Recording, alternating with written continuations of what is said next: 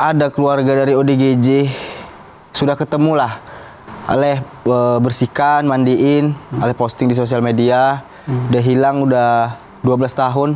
Setelah keluarganya menghubungin Aleh, tapi dia nggak mau nerima balik lagi. Saudaranya itu gimana hukumnya, Ustadz?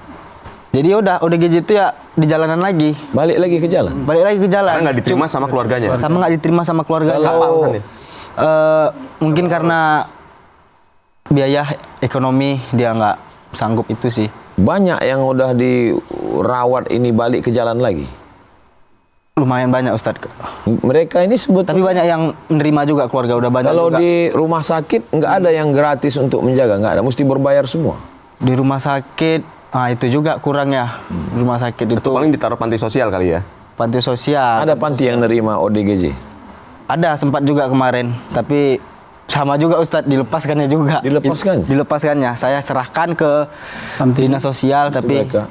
Berarti yang dilakukan Bang Ali ini mesti hulu ke hilir. Ya. Sudah ditangkap, mohon maaf, dibersihkan, keluarga nggak mau. Karena kalau kita serahkan ke yang tadi dia lepas lagi, berarti mesti mencarikan tanah, menyiapkan bangunan, dan mesti ada pekerja, mesti udah ada arah ke sana, Bang Ali. untuk apa ya? Pembangunan, bikin panti. Buat panti. Bang Ale sendiri yang bikin itu, Bang Ale. Pengen sih, cuman ya itu lagi. Itulah guna silaturahim kita ini.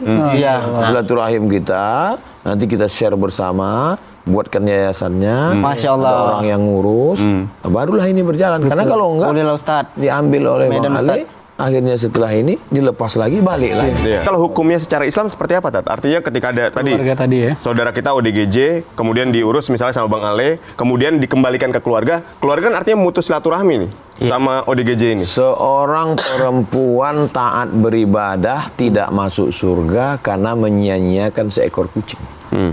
Untuk kucing. Kucing. Bagaimana dengan manusia? Ya.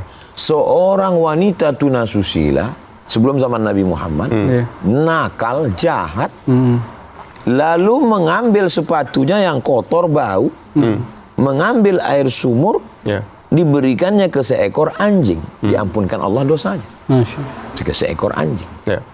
Bagaimana kepada manusia?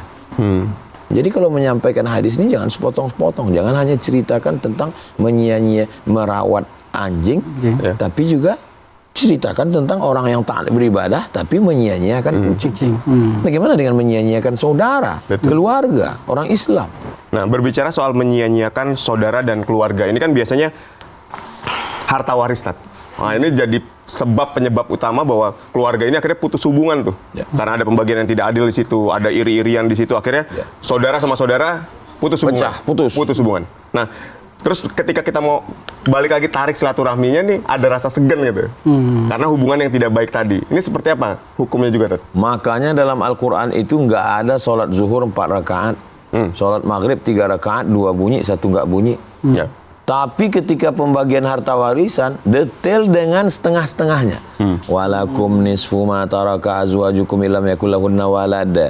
Kamu hai para suami dapat setengah harta istri kalau nggak ada anak.